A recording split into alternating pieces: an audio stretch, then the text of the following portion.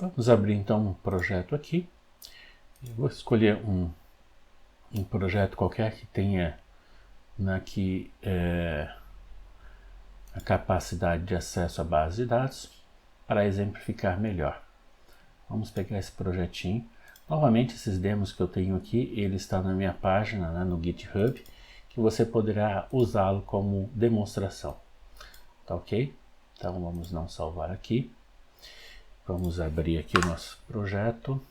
Esse projeto aqui é para um artigo posterior, tá? Quando vocês olharem os vídeos que eu crio, eu gosto de criar algumas demonstrações, alguns projetos, tá bom? Mas vamos aqui para alguns componentes. Vamos lá. Primeiro, o jQuery aqui, tá? Ó, o jQuery é esse componente aqui, ó. Deixa eu tirar ele do lado branquinho. Ele se liga a um JConnection. Eu já falei no artigo anterior como se conectar a uma base de dados. Então você define uma base de dados, né? Não vou explicar todos esses parâmetros novamente, tá? Mas o jQuery requer uma conexão, né? Então ele se liga a essa conexão aqui. Essa conexão ela tem, né, um TIL, né? Ele tem um tipo de transacionamento, tá bom? De modo que quando você vai fazer consultas, você pode fazer com essa conexão aqui, mas se você quiser fazer um update, você pode ter um outro jQuery, né? E ele está assinalado a uma outra conexão que tem um TIL ou um tipo de transação diferente. Algumas pessoas criam dessa forma, outros componentes têm, além de uma conexão, tem um componente chamado transaction, onde uma query pode se ligar a uma mesma conexão e usar transactions diferentes que tenham TILs diferentes, né?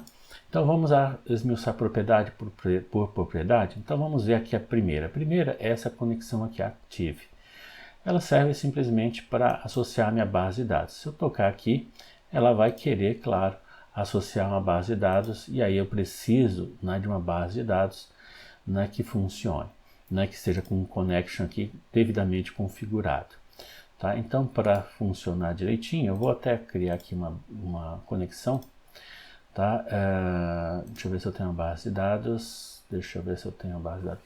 Acho que eu tenho uma base de dados aqui chamado testes.fdb. É um alias que eu criei. Vamos ver se eu consigo conectar aqui com ele. Tá? Deixa eu ver. Connected. Vamos ver. Conectou. Ok. Agora que eu estou conectado a uma base chamada de teste, eu posso agora ter uma query, fazer uma query assim, ó. Vamos pegar aqui, vamos fazer uma query aqui, um SQL, né? Vamos fazer aqui, ó, select asterisco from clients, ok? E agora eu vou conectar a query. Ah, tá. Esse daqui usa tfields, né? É uma outra capacidade que o jQuery possui, né? Então, devido a isso, né, não consigo trocar de tabela. Mas é simples a gente fazer. Vamos criar um projeto vazio, né? Então, o que nós precisamos para fazer uma conexão é ter um Zelda aqui. Então, vamos pegar aqui um ZConnection. Olha, ZConnection, ponho aqui. Ok? Vamos agora fazer a conexão. Tá? Então eu vou colocar aqui o localhost, vamos fazer um acesso remoto, tá? E vamos colocar aqui minha senha master key. Opa, master key. Tá difícil esse teclado aqui, hein? Master key. Eu gosto de localhost, tem que ser minúsculo. Ok. Database testes.fdb. Não sei se é testes ou teste, mas a gente já vai verificar. User sysdba. Sysdba. Vamos testar a conexão.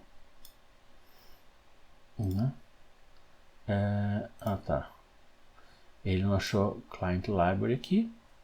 Então eu tenho que ir lá e colocar libfb client.so. Ela deve estar em algum lugar. Tá. Ok. Bom, o que acontece? Eu coloquei aqui a library, mas eu esqueci de colocar o driver, né? o protocolo aqui. Então vamos colocar aqui, cadê o Firebird, aqui está o Firebird. Né? A minha base de dados é Firebird. Eu vou colocar aqui driver genérico de Firebird e conectado, pronto, está conectado. Muito bem, o que eu vou precisar agora? Agora eu vou precisar da query, tá? Existe uma query aqui para read only, né? E depois eu explico ela para vocês. Vamos colocar aqui o componente de query, ok. E vamos agora associar ao connection. Até aqui não tem nada demais, é o que você realmente já esperava, talvez você já tenha visto isso. Tá? E agora eu vou aqui no SQL e vou fazer minha query. Por exemplo, select asterisco from clients. Ok? Feito isso, dou um ok. E se eu desejar, a conexão já está feita aqui, eu dou um active. Então, isso é o componente. Então, quando ele está true, significa que você vai executar a query aqui, e se ela não falhar, não tiver nenhum erro, ele vai aceitar e vai ligar. Tá? Se você errar uma query, ou o banco de dados estiver desconectado, vamos fazer essa desconexão aqui. Olha só, desconectei e vou tentar conectar. Agora, ele aceitou. Por que ele aceitou? Se você olhar bem, ele é meio espertinho, ele faz, já que está conectado, ligado para esse daqui, ele vai fazer o acesso. É o jeito rápido dele. Tá? Então ele faz a conexão. Só daria errado como? Vamos desconectar de novo. Desconectei. Agora aqui não está mais ativo. Por quê? Não está mais conectado à base. Então esse active, ele sempre vai refletir que a query foi executada, conectou a base de dados e retornou ou executou alguma informação no banco de dados e estará ativo se tiver um dataset ativo nela, ou seja, retornou dados.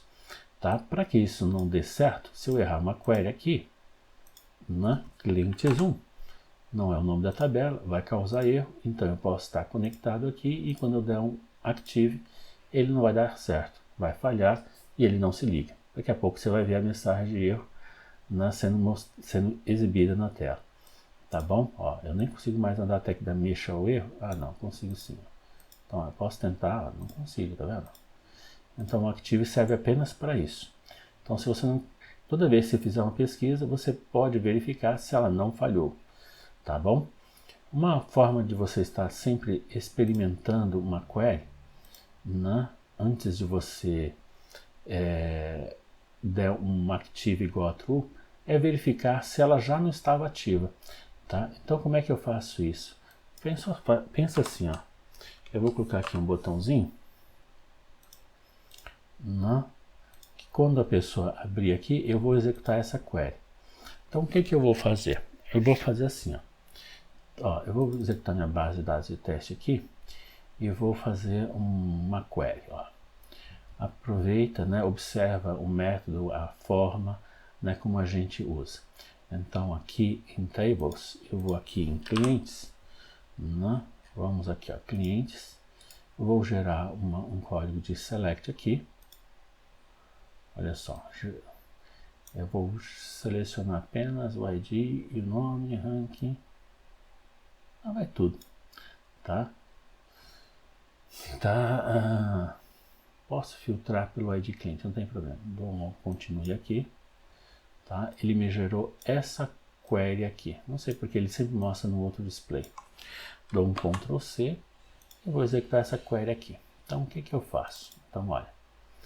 Então o nome do meu componente aqui é zQuery1. Então quando a pessoa clica, eu preciso fazer assim, if zQuery1.active. Daí, se tiver ativo, o que eu tenho que fazer? Eu tenho que fechar. Eu não posso executar uma segunda query com esse daqui ativo.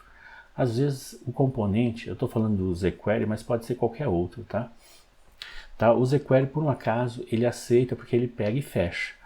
Se você mandar executar uma segunda ação de uma query, ele vai reexecutar. Mas o ideal é você fazer isso, zQuery.close. E aí você vai fazer agora a sua sentença. Vamos usar aqui o edit multipaste e vamos fazer assim, ó. A gente olha aqui, vai falar assim, ó. O que eu quero antes do meu colar? Tá vendo aqui? Ele está repetindo o que eu estou colocando. Isso aqui é o que está na minha clipboard. Então eu vou fazer assim, ó. jQuery1.sql.add abre as fecha. Pronto. Tá, eu vou colocar para ficar bonitinho aqui, ó. jQuery. Tem coisa melhor que isso? E aqui como ele fecha, tá vendo? Aí você vai olhar aqui, ó. Você vai ver como ele vai fechar cada uma das linhas, tá vendo? Tá? Tá? E eu gosto de tirar o trim, por quê? Se você coloca o trim aqui, ó, ele tira o encadeamento, tá vendo? E se você olhou minha query aqui, né, você deve ter visto, né, que ele tinha encadeamento. Deu um ok, pronto, tá aí, ó, encadeado. Opa, eu sem querer aqui, eu coloquei vírgula, tá vendo? Não pode ser vírgula, né? Então vamos fazer o seguinte aqui, ó. Vamos pegar o shift aqui, ó. Ó. Tem duas formas de você corrigir. Você faz um string replace. A área ainda está no clipboard, você faz de novo, tá? Ou se você quiser, você segura o Alt, ó. Né? Pega um bloco de linhas aqui assim, ó. Tá vendo, ó? E aí você bate um L aqui, ó.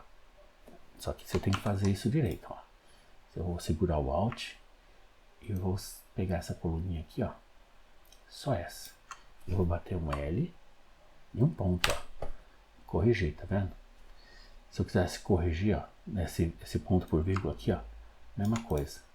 Seguro o Alt, né? Ó. Esse segredinho você pode aprender em vários lugares, né? Tá? Mas a IDE já faz para isso. Então, de forma que quando você olha essas queries aqui dessa forma, tá bonitinho assim, ó. Ó, não é porque a pessoa saiu digitando, não. Ela fez como eu fiz, né? Ela pega a query, pede para gerar um código, por exemplo isso, copia e depois usa, né, esse efeito aqui, ó, né? Ou usa column mode para sair digitando a query, ou então ele vai aqui no multipaste, né? Isso tem no Delphi também, né? E você pode usar à vontade. Tá? Aqui esse jQuery aqui, se for executado por uma segunda vez, você tem clear, tem que pagar, né? Pronto, pagou. E aqui o ID cliente eu vou substituir, porque agora eu não vou usar ele, vou colocar apenas true, tá? Where true. Isso vai criar uma condição sempre verdadeira só para não usar índice. E agora eu dou um jQuery.open. Então a maneira adequada de você executar uma query é assim, tá bom? Então o active está verdadeiro aqui, você fecha. Isso é obrigatório. Quando você dá open aqui, o active vai ser sempre true, tá? Então agora a gente pode até fazer um if aqui, if, vamos repetir aqui, ó, mais fácil. Se tiver ativo, ele mostra show message ativo. Será que vai funcionar? Vamos ver. Então aqui está nosso exemplo, vai rodar. Opa! Aqui ficou faltando um, né? jQuery 1. Agora vai. Oh meu Deus, às vezes a gente, no teclado, a gente erra demais, né? Por isso que você usar essas coisas que tem como multipaste, né? Elas ajudam bastante, porque você evita erros, né? Evita muitos erros, né? Agora nós vamos testar a query. Ativo. Como mostrei, executar a query normalmente. Agora nós temos alguns componentes que se ligam, né, no caso do jQuery, a um data source. Então se eu vim aqui colocar um data source, olha só que legal, data source.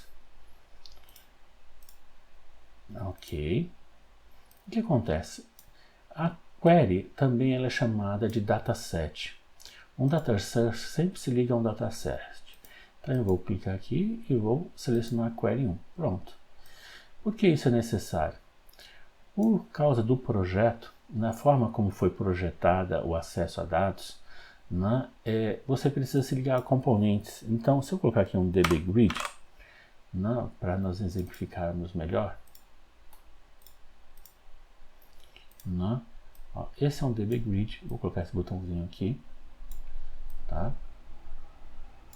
vamos colocar o dbGrid. Você irá notar que o dbGrid ele tem uma propriedade chamada dataSource. Ele não se liga diretamente a um dataset, ele se liga a um dataSource, que por sua vez se liga a uma query. Isso é importante por quê? Porque muitas vezes você vai fazer acesso, por exemplo, às colunas, aos eventos, né, que tem dentro do nosso dbGrid, como por exemplo um componente, uma propriedade, um draw, por exemplo, column cell, por exemplo, onde ele tem aqui, né, o sender, né? Então o sender, o que é? O sender, né, é o próprio dbGrid, né? E você vai poder usar um sender e fazer um testezinho assim, ó, which sender as the dbGrid do begin. E agora você pode falar if dataset ponto essa dataSource, desculpa, dataSource ponto, todo dbGrid tem um dataSource, não tem? Como acesso os componentes dele? Faço isso, dataSource ponto dataset ponto field by name, e agora eu posso acessar um campo que esteja ali, ID cliente. Muitas vezes você vai querer usar, né, uma forma simplificada, como essa daqui, ó, as integer, né? Eu joguei aqui as integer só para completar aqui e ficar maior que zero. Mas algumas pessoas, ao invés disso, gostam de fazer isso, ó. If, aí vem o que? Pega jQuery 1.field, field by name, e usam. Tá certo. Por exemplo, se eu fizer isso aqui, será que tá certo? Ó? Qual dos dois métodos você acha adequado? Então, o ideal é você usar esse método de cima. O jQuery está acessando um campo, mas olha só, quando você está olhando o dataSource, você está olhando o que o dbGrid está mostrando naquele exato momento. Não? O dbGrid normalmente ele estará meio que espelhando o jQuery, mas nem sempre precisa ser assim. Né? Às vezes o dataSource pode estar mostrando uma coisa, né, e o jQuery pode estar num outro ponteiro. Existem, né, componentes que cacheiam os dados dentro do dataSource. Então a forma mais adequada é você fazer isso, porque você acessa a informação diretamente do dataSource, e às vezes o dataSource, por conveniência sua, você pode trocar com o dbGrid, né? E pode até testar, né, com quem ele está associado no momento. Tá? Mas não vou explicar isso nesse momento, tá bom? Então nós aprendemos aqui uma nova propriedade, né, que é o active, né? O active, aqui ó, active, né? E ele é muito importante, tá? Como eu não consigo acessar aqui, porque eu tinha colocado um erro proposital aqui na query, na propriedade SQL, né? Agora vamos tirar esse erro daqui, né? Ok. Então nós já entendemos esse componente. Vamos entender uma outra coisa muito legal. Vamos pegar aqui um botãozinho, né? Um outro botãozinho. Vamos colocar ele aqui. Tá? Vamos chamar ele aqui de quantos. Eu vou pedir para esse componente aqui, né, o dbGrid, mostrar as informações que estão na query. Será que já funciona se eu der um active aqui? Ó. Funciona, tá vendo? Olha quanto tempo leva, porque não tem um where bacana, né? Não, mas vamos lá. Quantos? Eu quero saber quantos registros tem aqui. Então, o componente jQuery, ele tem várias propriedades e métodos. Então, se eu quiser saber quantos componentes tem aqui, eu vou fazer assim, um var aqui, um i de integer, e vou dizer que i igual ao quê? Eu vou colocar o jQuery ponto, né? jQuery 1, ponto. E eu vou usar um comandinho chamado record count. Ele conta quantos registros tem na tabela. Eu vou pedir para ele mostrar para mim quantos registros existem. Então, int2str, pronto. Só para mostrar na tela. Então vamos rodar o programa. Então o jQuery tem propriedades que são interessantes para a gente. Então eu vou aqui abrir. Pronto. Tem bastante clientes aqui. Agora, quantos registros foram lidos? 18.501. Quer dizer que se eu for até o finalzinho aqui, eu vou ler 18.000 registros. Ele leu tudo, né? Isso é interessante para nós? Claro que é, né? Mas lembra que eu falei para você que o jQuery ele também é capaz de cachear dados? Sim, ele é possível.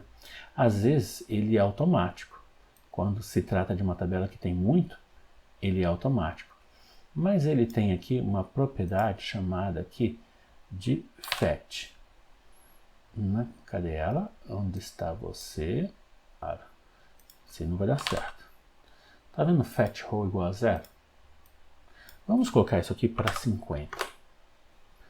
Veja como as coisas mudam agora. Vamos rodar novamente nosso programa.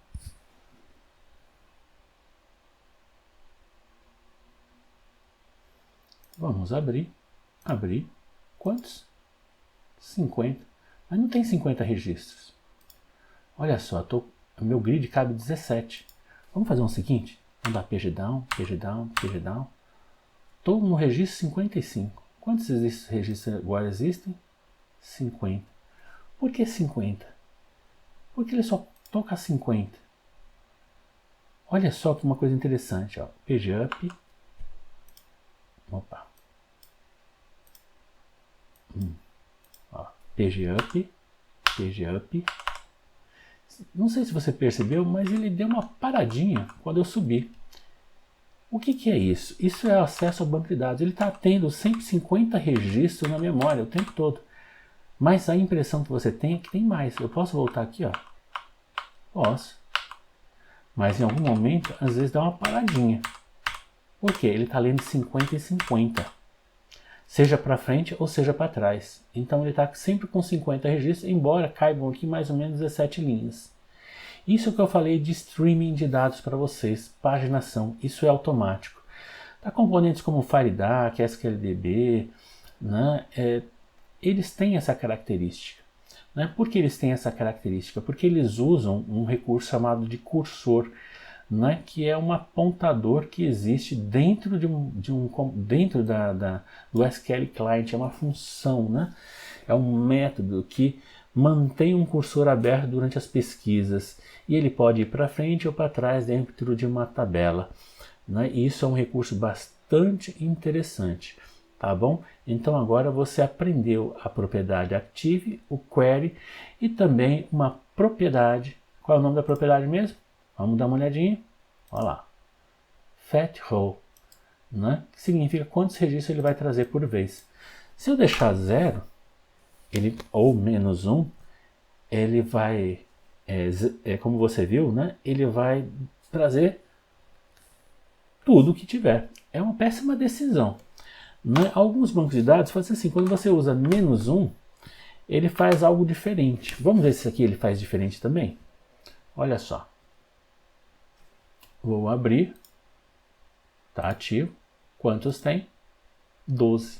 Ai meu Deus, por que 12? Note agora, não é 50, não é a totalidade toda, é 12. Por que 12? Vamos dar uma olhadinha direito? Vamos olhar aqui, ó. 1, 2, 3, 4, 5, 6, 7, 8, 9, 10, 11, 12. Se você deixar menos 1, e alguns componentes são assim, o FireDAC é automático, né? Ele traz apenas o necessário para a ocasião. Então o dbGrid ele é esperto, por isso que ele usa data source, ele não se liga a dataset diretamente. Ele é esperto o suficiente para entender quantos registros estão sendo exibidos no momento para ele contabilizar. E se eu der um pgdown aqui, ó, quantos tem? 60. Por que 60? Porque ele foi de 12 em 12, de 12 em 12, em 12, em 12, 12, e agora ele tem 60 registros. Se eu der um Ctrl N e ir lá para o final, né? Acho que é Ctrl pgdown, né? Isso, ó. Ctrl pgdown, não é? For para o último registro, quantos tem? Agora tem os 18.000 que eu estava falando. Por quê? Porque você teve que trazer os 18.000 para a memória.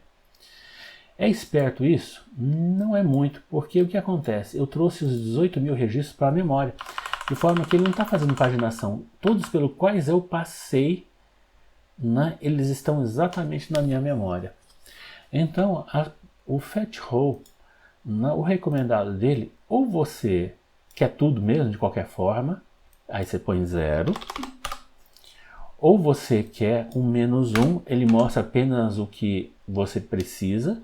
Contudo, lembre-se que a paginação de dados, quando você for paginar, você vai carregar os próximos registros, e se o banco de dados não for multidirecional, você continuará tendo os registros anteriores. Se ele for multidirecional, alguns de 12 em 12, né, o que acontece? Ele vai dispensar outros registros anteriores da memória para recuperar os novos. Tá bom? Às vezes não é muito esperto isso, porque, por exemplo, de 10 em 10, se eu precisar voltar para o primeiro, ele pode perder muito tempo para voltar lá para o primeiro de novo, né? Então o ideal mesmo é você estabelecer um limite, né? Você não vai trabalhar mais do que 100 registros, pode ir nem a 100, então, tá bom? Então agora você entendeu o componente Active, o fetch row, né, que é a paginação de dados, ok? Vamos para uma nova propriedade.